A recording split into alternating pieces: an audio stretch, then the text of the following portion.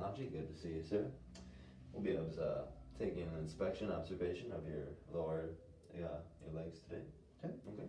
So the first thing I'm going to do is I will inspect both legs from the inguinal ligament. The patient roll up their shorts so I can expose the whole area. That's good. Making sure I get a good view all the way from the inguinal ligament all the way down to the toes.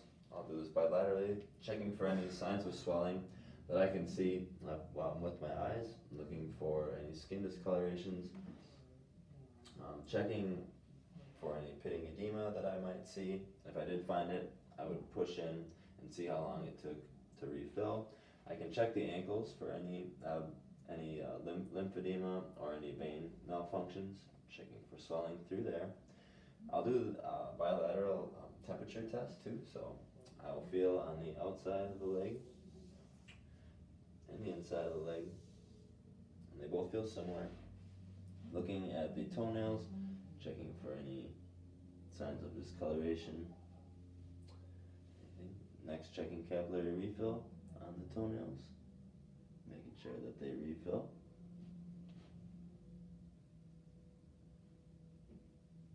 Which they do, which will lead us on to the next part of our exam here.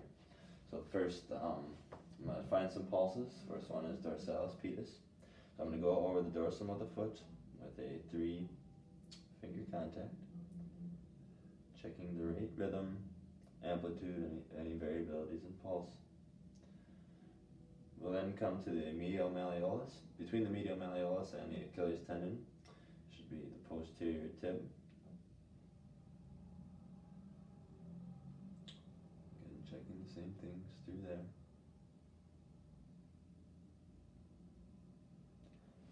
And then bringing the patient's knee up into a little bit of flexion so they're nice and relaxed. I'll take a nice soft contact right into the popliteal fossa, checking for the popliteal artery.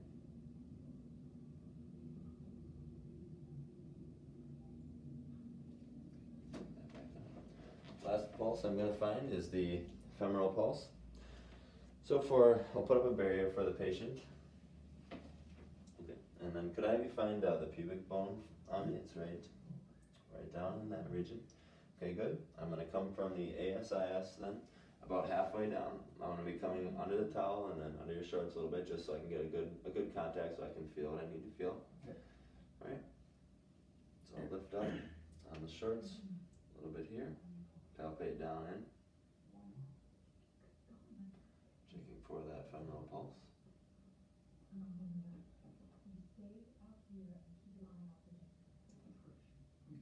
And while I'm here, I'll feel for the lymph nodes, which are just horizontal to superior, and then also inferior a little bit down the leg.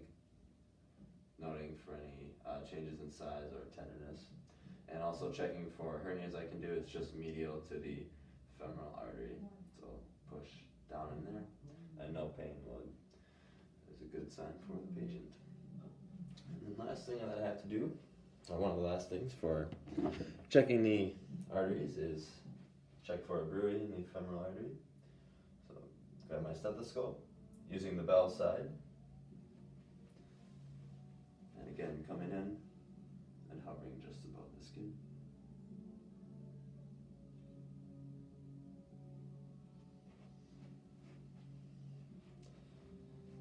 Very good. Moving on to the tests. The one that we'll do is Holman's test first. This is checking for any vein malfunctions, deep vein thrombosis. So I'll bring the patient's leg up to about 45 degrees, dorsiflex the foot and squeeze the calf. Any pain with that? Nope. Good. If there was pain, that would be a positive test. Next one is the straight leg test. So what I'm going to do, this is checking for the refill of the blood, seeing how the circulation works. I'll bring the patient's legs up to about 60 degrees. I would hold it here for 60 seconds if I needed to, checking to watch the blood go out of the feet. And after 60 seconds is up, you can stand up, patient, from the table. And I'm observing the refill and how efficient that is working. Last thing we'll do is check the vein efficiency, making sure that the valves are working correctly. So what I'll do is I'll find a vein on the just below the kneecap. Pressure there, finding the vein above the kneecap, the great saphenous.